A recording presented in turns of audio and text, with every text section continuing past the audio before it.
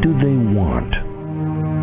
Are we about to come face to face with them, whether we're ready or not? Find out from the world's leading experts in this very special edition of Raiders Live News Talk Radio.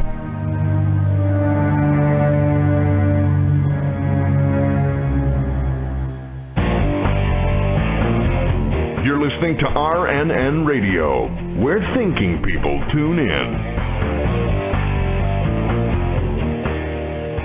And this is the Raiders Live News Talk Radio Show. Of course, I am your host, Thomas Horn, and as always, joined in the studio by that queen of equestrian equality herself, Nita. And who else but that guitar-assassinating wild man, Joe Artis. This hour, we're talking with Dr. James Hughes, the Executive Director of the Institute for Ethics and Emerging Technologies, or IEET, as it is known. Dr. Hughes is a bioethicist and sociologist at Trinity College in Hartford, Connecticut, where he teaches health policy and serves as Associate Director of Institutional Research and Planning. He holds a doctorate in sociology from the University of Chicago, where he also taught bioethics at the McLean Center for Clinical Medical Ethics. Dr. Hughes is a fellow of the World Academy of Arts and Sciences, a member of Humanity Plus, the Neuroethics Society, the American Society of Bioethics and Humanities, the Working Group on Ethics and Technology at Yale University, and is the celebrated author of Citizen Cyborg, Why Democratic Societies Must Respond to the Redesigned Human of the Future. And now, ladies and gentlemen, please welcome to this special edition of Raiders Live News Talk Radio, Dr. James Hughes. Good morning, Dr. Hughes. Hey, Tom. If only my mom could have heard that introduction of yours. Well, we'll send you a recording of it later on. You can give it to her. All week, we've been looking forward to interviewing you as part of this special series, and we want to hear you talk and not me, especially given your unique position in the field of ethics and emerging technologies. And in particular, we want to know how this subject of astrobiology, human exploration, alien contact, transhumanist philosophy, how it is viewed by the experts that are also in your related field of discipline or disciplines. We have a lot of territory to cover this morning, and I only want to start by getting your quick response to this avalanche of recent news concerning this big question, are we alone in the universe, that has been coming out of these Royal Society meetings over the last few weeks. Have you paid any attention to this? I did, well, especially because I knew I was going to be on your show, so I boned up on that topic. But it's certainly on the radar of transhumanists in general. We are very interested in the topic of extraterrestrial intelligence as it might reflect on our own trajectory here on Earth. Mm-hmm. We're also approaching the anniversary of the day in April in 1960 when Frank Drake, an astronomer at Cornell University, formed his famous Drake equation and, of course, kick-started the SETI program. Can you explain the Drake equation? Also, what do you think of SETI?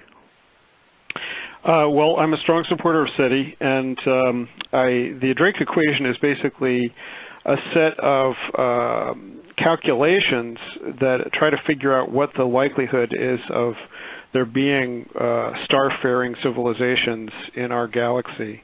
And a lot of it's been hand-waving because we haven't had sufficient amount of information about the formation of planets, for instance, around stars. But to the extent that we could, over the last 40, 50 years, folks have been trying to plug into this equation how many suns that could support, if you had a planet around a sun, how many suns are there that could support life? Now, how many of those suns might have certain kinds of planets that would be capable of supporting life, not too big, not too small, not too close, not too far, et cetera? And what's the likelihood that life would have developed, any kind of life would have developed on any of those planets, and then what's the likelihood that any of that life would have gotten up to be an intelligent species that could have been capable of traveling through the stars?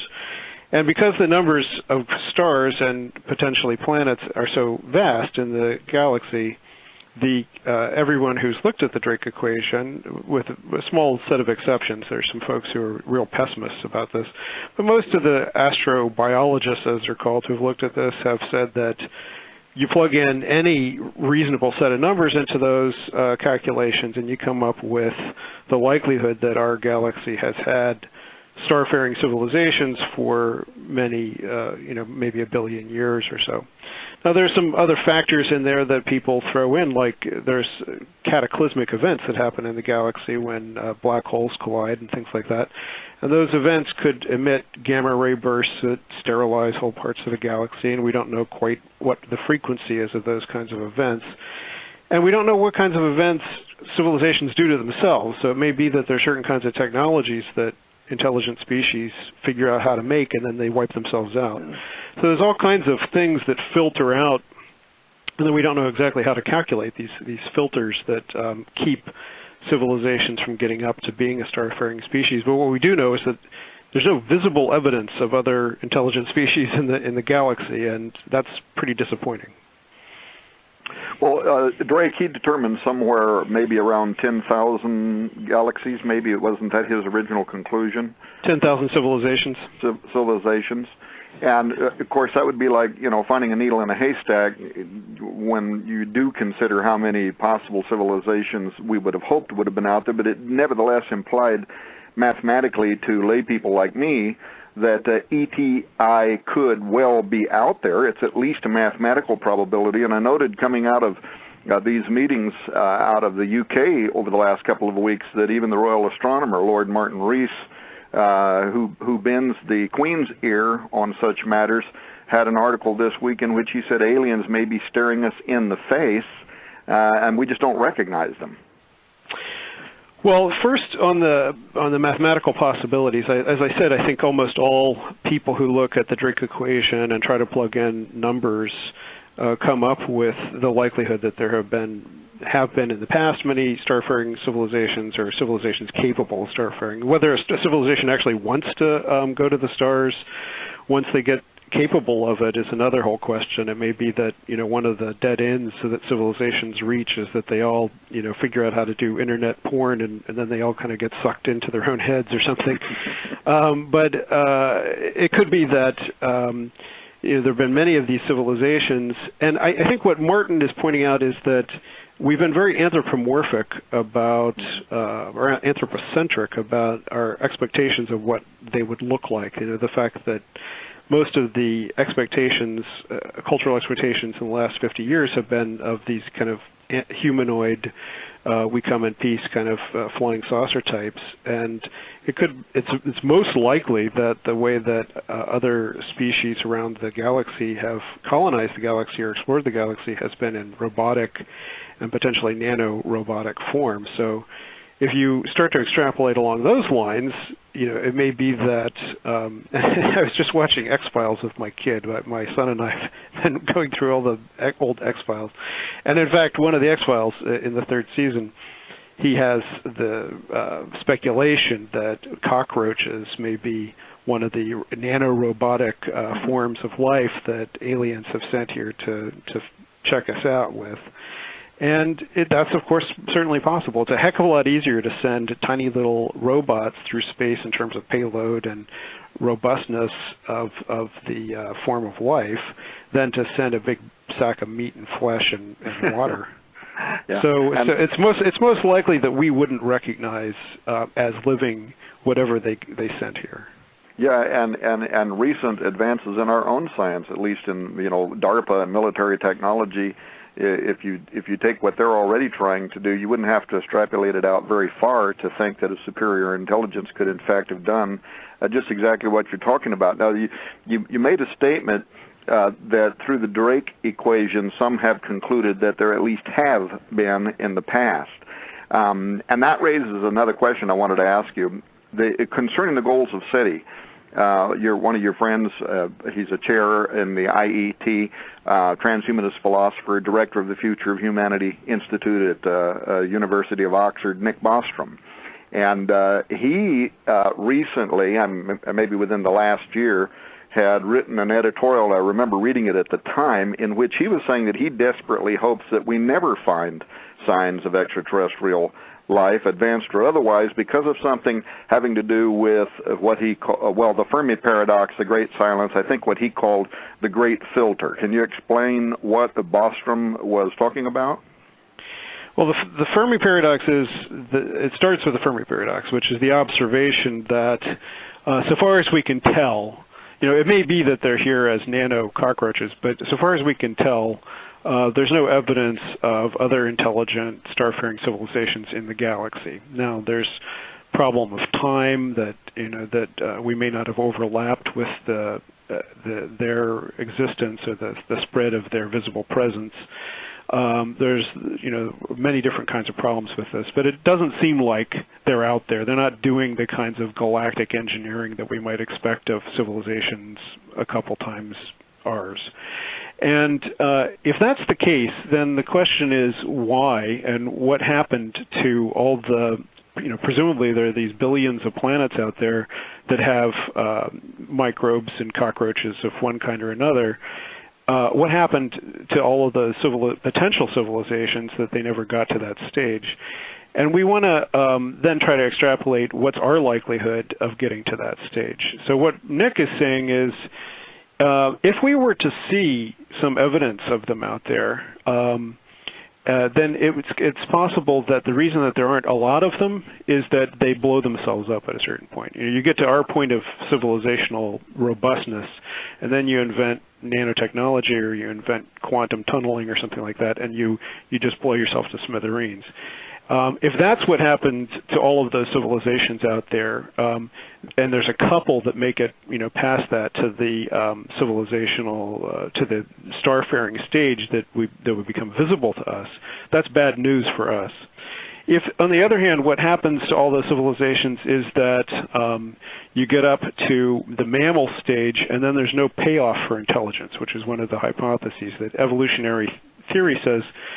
It's the only reason that intelligence is an accident, basically. And so if intelligence is an accident and that we happen to have lucked into, and the reason that we don't see starfaring civilizations is that all those other planets have life on them, but they never got intelligent life on them, then that's relatively good news for us, because that means that although we may still blow ourselves up in the future, blowing yourself up in the future isn't what happened to every other potential starfaring civilization. It's just that they never lucked onto intelligence. So that's what he's saying, is that hopefully we're past whatever filters there are out there that keep starfaring civilizations from being visible. Well, and this would also even extend to astroarchaeology or whatever they call it. A few years ago, you remember when the Cydonia face and the Cydonia region on Mars was really popular. At that time, we interviewed some of the scientists, some of the people from NASA, and I in particular remember talking to Dr. Thomas Van Flandern, who I may have gone off the deep end now, I'm not sure, but at that time, he was still working in astronomy, at a special emphasis in celestial mechanics from Yale University. He had held some very important posts with the U.S. Naval Observatory and whatever. Well, he had worked with a team of scientists trying to determine what the mathematical possibilities would be that those structures in the Cydonia region, the face, the five-sided pyramid, some of the other stuff that's in that area at that time, that those had arisen naturally or by chance, and at that time they had determined the chances of it would have been 1,000 billion to 1, and that in their mind it was certain that these were artificial structures. Since that time, NASA has put out more high-resolution images that seem to have dissolved that theory, at least in some people's mind. Of course, others say it's all just a big conspiracy and NASA's actually hiding it. But beyond that, it raises this other question, that if we were to find a world, whether it's Mars or some other place, and actually be able to certify that there are the remains, evidence, archaeology or something, old buildings and cities or whatever, that illustrate that at one time, maybe eon ago, there was intelligent, advanced life, and now all of a sudden it's gone. This would be Bostrom's nightmare, right? Well, it would increase. It's not a nightmare so much as that it would increase the likelihood that we are going to face in our technological development the kinds of threats that have wiped out other civilizations. And I think it seems very likely from our current point of view, since we know that there's nuclear weapons and bioterrorism and things like that, that we could wipe ourselves out. And then the question is, how likely is a civilization like ours with our powers to wipe itself out? And if you look around the galaxy and you see that almost all of them did, then that would be bad news for us. So that's the problem. So it's kind of illustrating if there is such a thing as a great filter, which side of it we're on, right, before or after. Right. Now, notwithstanding the great filter, transhumanists envision a not too distant future, some transhumanists, when the human body and mind will be optimized through bioengineering, neurocognitive manipulation, nanotech, cyborg adaptation, artificial intelligence, and that could, among other things, create an ideal astronaut for space exploration. This might include self-repairing physical, mental acuity, robust longevity, even the ability to interface with the AI mind of the ship. What can you tell us about this, the pros and the cons, if there are any? Well, as I said, if you are open to the possibility that humanity might be able to have a post-biological form, and I think increasingly astrobiologists are open to that possibility, as Reese's comments illustrate, then you think about the difficulty of trying to get living, breathing humans from here to another star system. How much space you would need on a ship, even if they were frozen, to boost, and how much energy you would have to take to boost that ship across the stars. Versus if we imagine this scenario, that we were able to download consciousness into some non-biological form and create, what transhumanists refer to hypothetically as computronium, some kind of extremely dense form of matter that has information properties, so that you were able to record your consciousness into some form of matter. So you could download your big bulky meat brain into this tiny little speck of nanomatter, put it inside, and then presumably you could do lots of other things, make yourself 100 times, 1,000 times more intelligent than you currently are. But at any rate, you download it into this little speck of matter, and then all you have to do is boost that across the stars. You get to the other end, you turn on your consciousness at the other end, you activate the nano probe, and it begins to build some kind of body for you at the other end, and you download into that. So that is a form, and again, that if we're capable of thinking about how to do that now, we imagine that other species have already figured out how to do it someplace, and that's one of these reasons why, trying to look for the Greys or lizard people or something like that is probably an absurd expectation for what form they're going to take. So even if you don't go that extreme, just try to get to Mars, and the amount of radiation that human beings are going to be exposed to in a 6-month trip to Mars requires as yet uninvented forms of radiation shielding for a space capsule or a spaceship that would really cook us on the way. So we need to figure out how to make the human body a lot more robust than it currently is, to be able to sustain extended periods of weightlessness, to be able to sustain the exposure to gamma rays and space radiation that we would currently need if we were going to become a starfaring civilization. Mm-hmm. On the subject of how long it would take, how much fuel it would take, how you'd have to have, even if you did have people frozen or whatever.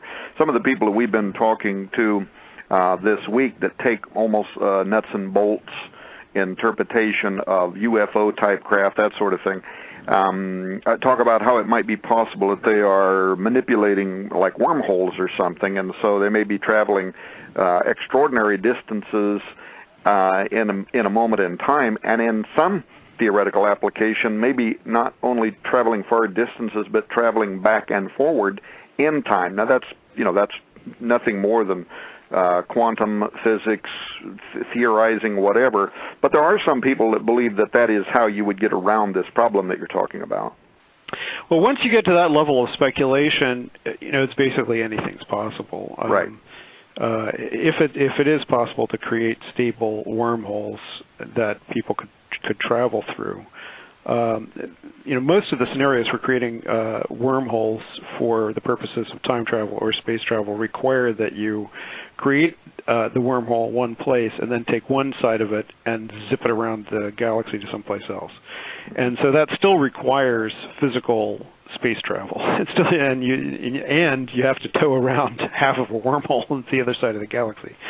So it's possible that that's hidden someplace in our, that certainly science fiction speculated about that maybe civilizations have been to our solar system before, and out by Jupiter we're going to find a tiny little wormhole that we haven't noticed yet that is the other end of something that we'll be able to connect up to. But so far we haven't seen anything like that. So yeah, one of the physicists for CERN, a few weeks ago, I don't know if you caught that headline when he was being interviewed by one of the British newspapers, and he also speculated that there with their large collider that they might actually open a gateway or a portal through which he said we might send something, or through which something might come back to us. So it's interesting speculation when it's coming from some of these people that do hold high degrees in physics, that they're talking theoretical science and application, but it's still interesting that some of these people think that, at least on a theoretical level, it would be possible. Some of the other people we've talked to this week, and we'll ask you about this after a while if we have time, think that this whole idea that you're trying to use some kind of advanced science is silly, because whatever these ETs are, they are metaphysical. They are supernatural. They're something like that. Or extra-dimensional in that they're not traveling anywhere. They're around us all the time, and maybe employ some kind of science for moving in and out of our three-dimensional, or four-dimensional if you had time, reality. We might ask you about that in a moment. I want to stick on transhumanism for right now. There's been a number of new films, books, even comics that employ the transhumanist theme of quasi-immortals involved in space exploration and discovery. One of the film reviewers for James Cameron's new film Avatar stated in his movie review here, 5 or 6 days ago, that this entire movie, in his opinion, was transhumanism from start to finish. He pointed, in his opinion, how 100% of the characters in the movie were doing everything they could do because they were enhancing their bodies with external secondary means, plugging into remote links to Na'vi, the blue alien, and having human hybrid bodies, space marines using exoskeleton suits. He talked about how the Na'vi are able to biologically interact with animals and their surroundings, even the lesser characters constantly using 3D immersive displays, nearly everything they do. I'm sure you have, and so it's kind of a rhetorical question, but I want to get your feedback on anything you may have noticed about the emergence of transhumanist themes in pop culture, especially as it involves the future dream of space exploration. Well, this has been a long-time interest of mine. I started doing research on this about 20 years ago, and we just held a conference out in California, which your listeners can find at the IEET.org website to find all the talks and the slides that we had for this conference. It was called the Biopolitics of Popular Culture Conference. And my interest in particular, and that was reflected in that conference, is whether popular culture is reflecting an increasingly positive image of post-human, non-human intelligence. And so I have been tracking, attitudes towards vampires and zombies and aliens and robots and all those kinds of things as examples of trends, both in terms of our attitudes towards race. Like, so for instance, if you look at Men in Black, the very first Men in Black movie, it starts with a very explicit reference to the cross-border Mexican immigration and attitudes towards them being also transplanted over there to attitudes towards aliens on our planet. So many of these attitudes that people have towards alien life reflect popular anxieties about other cultures and other peoples and how quickly society's changing and whether they're in control or not and things like that. So that's one aspect of it. But on the other hand, as transhumanists, we expect that there are going to be robots and there are going to be human-animal hybrids and all these kinds of things, and we're concerned about how they're being portrayed because we think that there's a lot of potential for a hostile, negative public reaction to them. So we're interested in seeing that there be positive images, or at least sophisticated images that are both positive and negative. So at any rate, I've been tracking that for a long time, and actually I have not found a positive trend. I think you find positive images like Avatar, but they're alongside a plethora of vampire and zombie films and films where the aliens want to suck out your brain. And so for every time you find a positive, Avatar image of alien life or post-human existence in some kind of non-human body, you find examples of horrific images as well. So I don't really see, I understand where you're going with that question, but I don't really think that there's a Hollywood conspiracy to soften us up. Hollywood's basically selling what images people respond to, and they respond as much or more to horrific images of these things as they do to positive ones.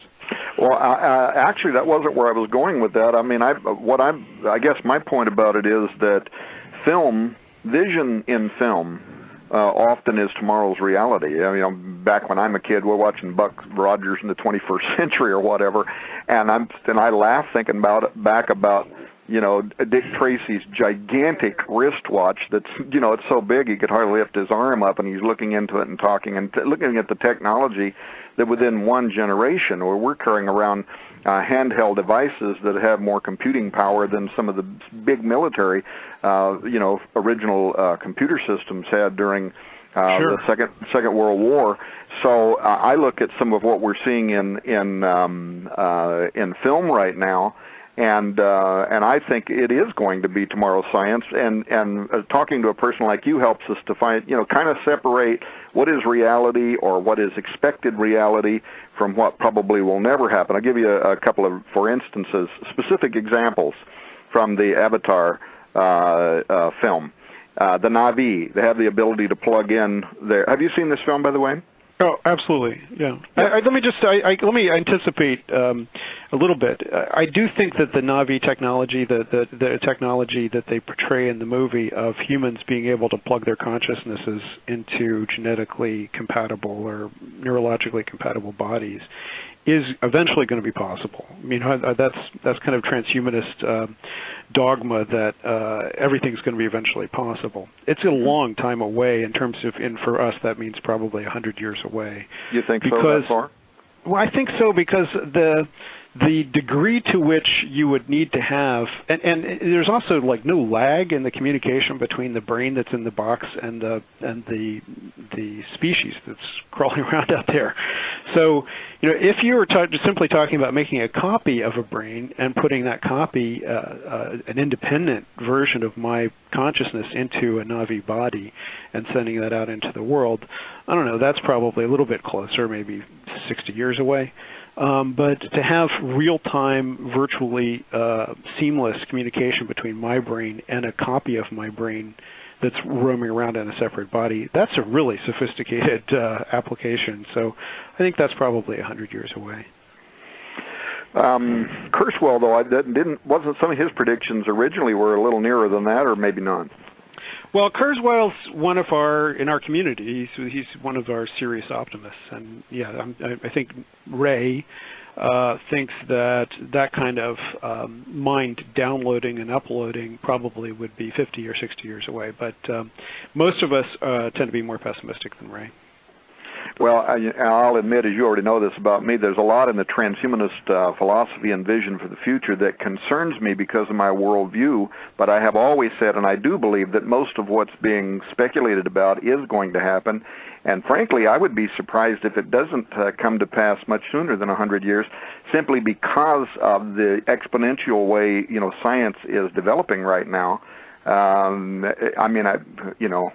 Who am I? I'm not a brain in that area, but my gut feeling tells me that a lot of this, we're going to hit this singularity, and when we do, overnight, literally, much of what's going to happen in terms of technological development is going to happen because it's going to be artificial intelligence operating at a way and with access to basically the global mind of physics, and you know what I'm saying? So well, pretty much by definition, if the singularitarians are right, and I'm not a singularitarian, but if they're right that we're going to invent some superhuman consciousness, and it's going to be capable of becoming weakly godlike, as they call it, you know, really figuring out everything that you want to possibly figure out, then yeah, as soon as we get that, then it would be possible to then the next year invent the Navi technology and do what they're showing in that movie. So, but whether you know those weakly godlike AIs would want to stick around and help out humanity to invent ways of helping the disabled or not, that's and that's one of the reasons I'm not a singularitarian. You know, you kind of answered this a little bit earlier, I think, when we were talking about the Drake equation, but I want to rephrase it from this movie. The Navi, they're very human-like. They feel passions almost identical to what we do. They have sex, they bear children, they raise families and clans. In other words, they're an alien race very much like us, based on our concepts of what we think aliens would be or could be or should be, and in how they, even in moral ways, would be superior to those gun-toting grunts that are wanting to mow everybody down in the film. How realistic, though, is it, do you think, that if a discovery of ETI turned up in the very near future, or for that matter at any point in the future, that we would be looking at people who are very human-like species, and not just the nano-robot roaches that you referred to earlier, but something that might be more similar to us? And is that just a pipe dream? Is there even any working theory that would suggest that if life is developing in an advanced stage on another planet, that there's reasons why biologically it would develop to be similar to us, hominids? Well, xenobiologists have been doing their own version of the Drake equation, which is, you know, trying to roll back the question of what is life to its starting point and say, you know, what are the different kinds of materials that you could use to build life out of? And so there's speculation about silicon-based life and life that could exist at the bottom of a gravity well of a Jupiter-like planet and all these kinds of things. And so if you look at the entire space, if you just look at the entire space of life on Earth, the majority of the biomass on Earth is not human. It's you know, bacteria and beetles and things like that. You know, like Haldane was asked what you could determine about the nature of God from looking at nature, and he said God's inordinately fond of beetles. So you know, if you just look at Earth, you're probably not going to run across humanoids in your exploration of the rest of the galaxy. But that's almost all life on Earth is, all life on Earth that we know of, it descends from a common carbon-based DNA, you know, source, at least in my worldview. And as a consequence, if you look at some, you know, other planet, you know, a Jupiter planet where it evolves as a silicon-based life form, we have no idea what kind of life that would be, what kind of intelligent species we might run across. So, yes, I think the expectations that we're going to run across humanoid, fleshy, two-eyed, bipedal life in the rest of the galaxy is extremely anthropocentric. Now, it may be that though that's anthropocentric, that there are lots of those kinds of species out there, and there's a lot more of everything else. And so we may be able to find some of them and interact with them while the gas giant planets just, you know, talk to each other and ignore us completely.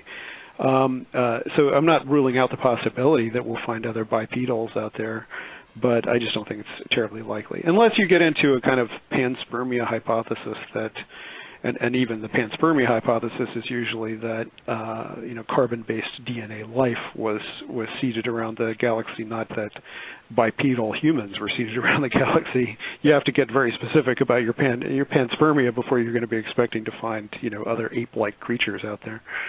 Right. So, and now you have some of these people who were talking at the Royal Society meetings that want to see directed panspermia in the future when we've perfected some method for being able to take our own forms of life out there as opposed to it having come here.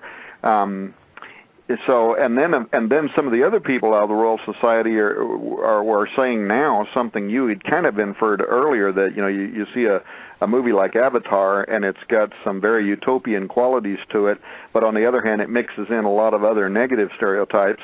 Some of the people out of the Royal Society are saying, what if the aliens decide they don't like us? Maybe it's not smart, to be aiming out into the middle of the universe and saying, hey, we're here, come eat us for lunch.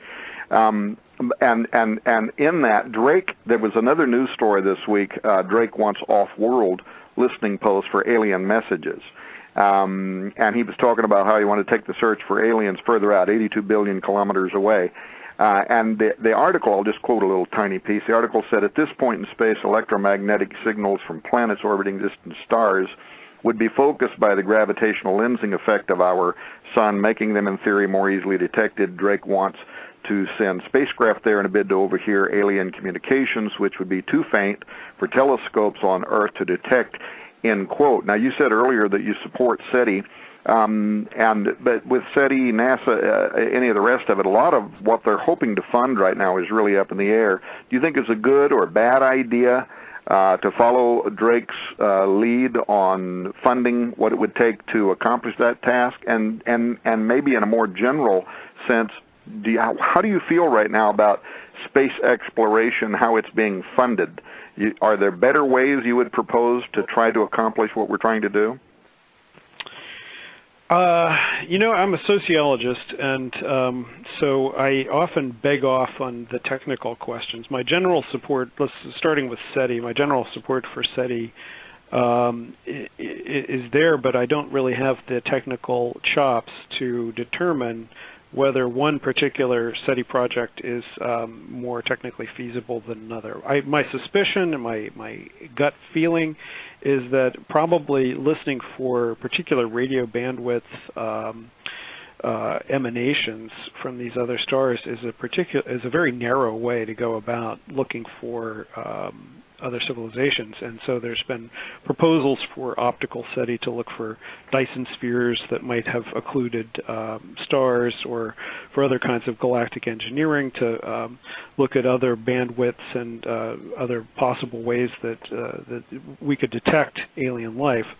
In terms of the proposal to build dedicated, extremely expensive listening posts, again, I would leave it up to whoever the scientists are who are going to be doing the SETI. We haven't got a full-funded government SETI program, and I wish we did. That's the main thing.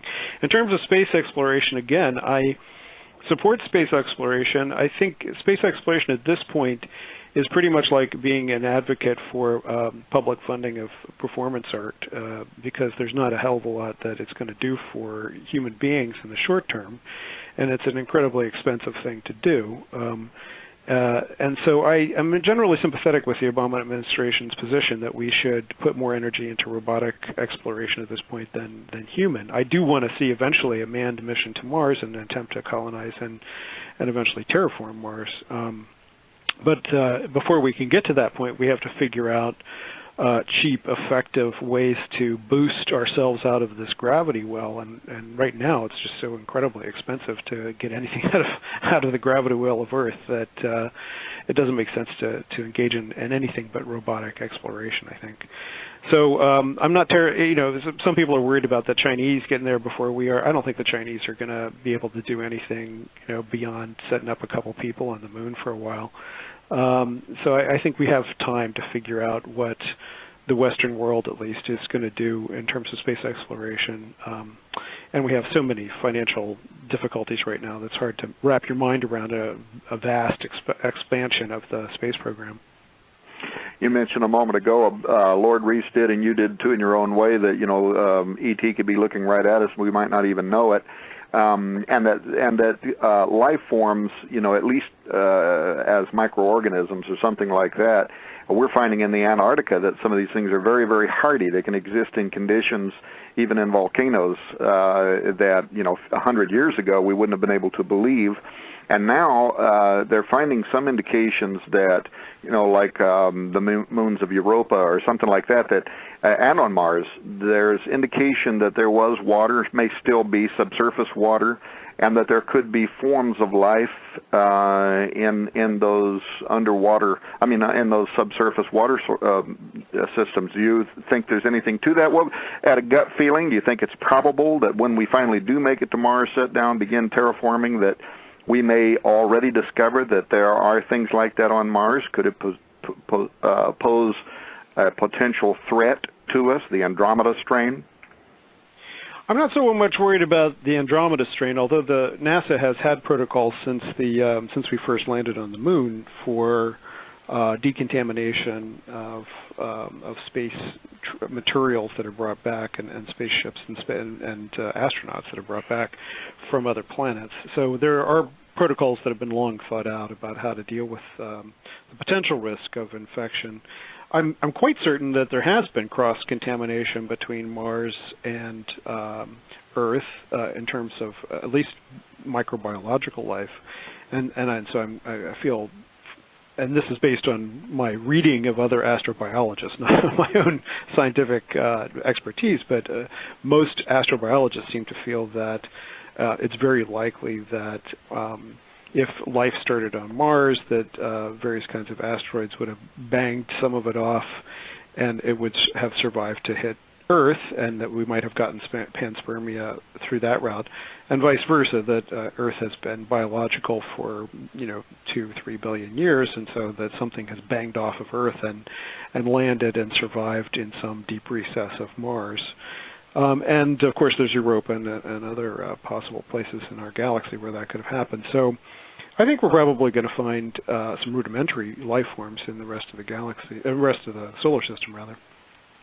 You mentioned a moment ago too about Mars and terraforming, and I was sitting here trying to make some fast notes, doing this from memory. I think I remember reading once where the hope might be that they might find, let's say, methane seas below surface, use that for creating fuel, and then also, of course, being able to create breathable air. And in Arizona, I think outside of Tucson, what was that place? They created that domed city, and I think the experiment kind of fell apart, but wasn't the idea? The biodome, there you go. Yep. Is that kind of what you're talking about?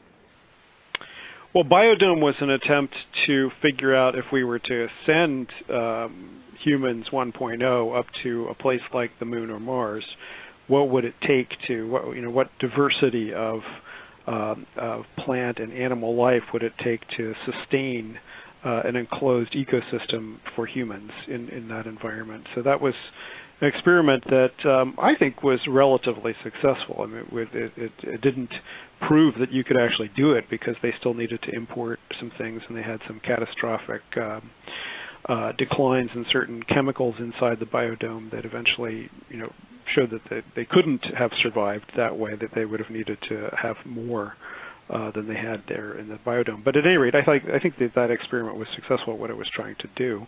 But it wasn't looking at extremophiles or attempts to genetically engineer new forms of life. That, if you extrapolate in 20 or 30 years, what we're going to be capable of with synthetic biology and targeted tailoring of microorganisms and plants, we're very likely to be able to make something that will be able to shoot up to Mars, that will be able to grow in the current Martian environment and prepare it for future steps of terraforming. Now, that's going to be very controversial because there are a lot of people who don't think that we should be doing something like that, and that it would screw up any signs of life that are there now. We want to find those forms of life before we do any kind of experiment like that. But at any rate, that's a question that we have to face in a couple decades. Are there any newer versions of biodome that are happening in the U.S. right now, or for that matter, anywhere on Earth? Well, the Mars Society has sponsored not a biodome technically, but an effort to. They've sponsored, I think, at the Antarctic, and I always get my Arctic and my Antarctic confused, but I think it was at the Antarctic. They've sponsored a project to try to replicate the conditions of what it would be like for astronauts to live in Mars. And they had, I think, about a dozen people living in that facility. So it wasn't so much the biological aspect of biodome, but more the psychological and the rigors of living in that kind of isolation. Mm-hmm. Let me turn this now to the esoteric, because I want to get your input. The Vatican, before these meetings with the Royal Academy, or Society, I should say, have for the last several years, actually, you've had comments from Father Jose Gabriel Funes, other astronomers, talking about how they believe that there is a real possibility that we will soon be faced with our space brothers, with an extraterrestrial intelligence, not just cockroaches and not just, well, unless maybe they're big cockroaches, kind of like that. What was that movie that came out this year? The people looked like they had mandibles on their face or whatever it was. And they were, well, there was Mimic from a couple of years ago. No, Section 9 or... I don't know about that one. Yeah, anyway. You mean, yeah, District 9. District 9, there you go. That might be somewhat bug-like and human-like, but in any case, statements by Funes. You've had before him. You had Guy Cosmonalgo. You know, he wrote his 50-page booklet, "Intelligent Life in the Universe," and it was published by a Vatican-owned publishing house. Before that, Monsignor Caroldo Balducci. He actually made some fairly startling claims that ETs were already interacting with Earth, and at the highest levels of Vatican administration, there were people there who were aware of it. Now, we interviewed Nick Pope, the former mod director for their UFO department, last night, and I asked him about that because he knows Monsignor Caroldo Balducci, and he said that Balducci is a very believable and very sincere man, and he thought that what he was saying was absolutely true, at least in Balducci's mind. And then, of course, even before that, you had Maverick Malachi Martin out there saying that when Art Bell asked him on Coast to Coast some years ago, why was the Vatican so heavily invested in the study of deep space, the Vada Observatory there in Arizona, he said it's because they know what is approaching the Earth and that it will be of the utmost importance in the next 5 to 10 years. Well, his 10-year time frame ran out about 24 months ago, and you do have what seems like, a significant, anyway, amount of information coming out of the Vatican. So the question then is, on a very conspiratorial tone, do you think the Vatican knows something we don't? And maybe in a more,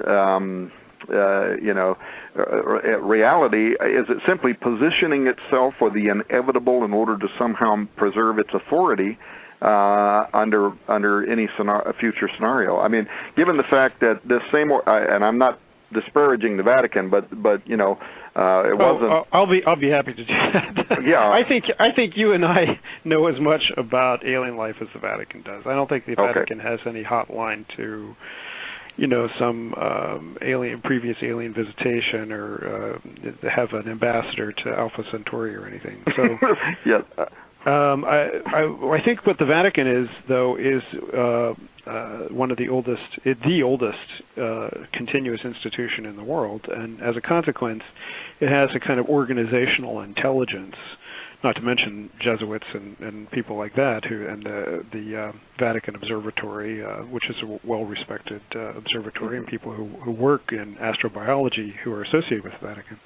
So it has a level of intellectual rigor that it brings to these questions, as well as an interest in organizational survival. So it does do some of this kind of futurist speculation in a way that's very interesting, and I think that they're certainly right to try to anticipate what the effect might be for their theology of these kinds of changes. Now, they haven't been terribly intelligent in the past. They hung on to the heliocentric model of the universe for quite a long time and persecuted people like Galileo in a way that really didn't help their case, and they resisted the growth of democracy for 150 years. It didn't help their case. And I don't think that they're, that smart about trying to figure these things out. But at least they're asking an interesting question. I'm a sociologist, and in particular, I have studied sociology of religion. So, well, it almost sounds to me like there's going to be a version of panspermia in some of the new work that Guy Cosmonologo is working on. I'm guessing about this, but based on his own statements that he made in the last year, that he's working on a mind-bending project right now that he calls the Jesus Seed. And given what I know about his interest, it just sounded, as soon as I heard that, I thought, I'll bet you anything he's going to be talking about God's own version of directed panspermia. You are a sociologist. Studies by the government 50 years ago suggested, and some by, I think, Paul Davies, too, of ASU, which you're familiar with them, that ETI discovery would result in the complete collapse of society. But there have been more recent polls that show that people's opinions and maybe even government opinions no longer support that. Yeah, I don't think that that's at all the reaction that we would have. If we were to be told that they were at Jupiter coming to whack us, that we were all going to die tomorrow as a result of this discovery, yeah, I think a lot of people would take that to be, okay, time to party.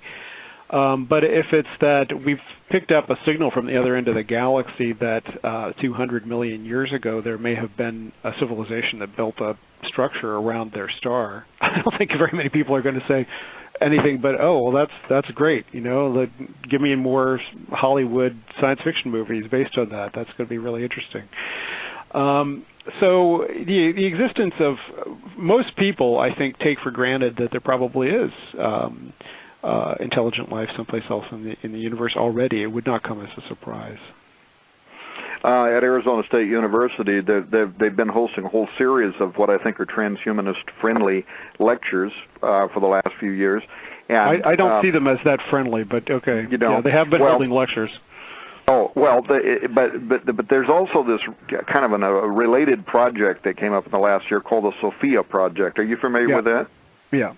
And I wanted to ask you about it because I noticed in their original press release that was on ASU's, and may still be on their webpage, Gary Schultz, PhD, he's the guy that's leading that.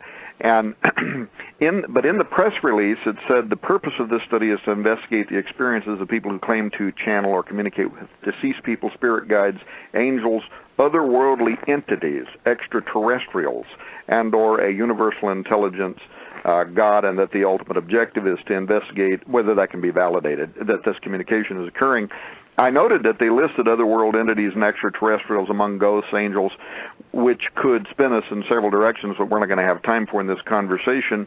But it also at least means, in some people's opinion, ET is already here. Whatever this is that some people are interpreting through alien abduction or whatever as being extraterrestrial intelligence, it already is here. That maybe takes it back to this multidimensional reality. Well, what do you make of any of that?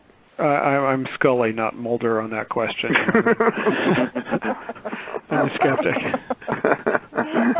That's a pretty short but potent answer. Well, we've been talking with Dr. James Hughes, the Executive Director of the Institute for Ethics and Emerging Technologies. Thank you so much, James, for taking time to be with us today in this special edition of Raiders Live News Talk Radio. My pleasure. Thank you for joining us for this special edition of Raiders Live News Talk Radio. We'll continue in a moment. Don't go away.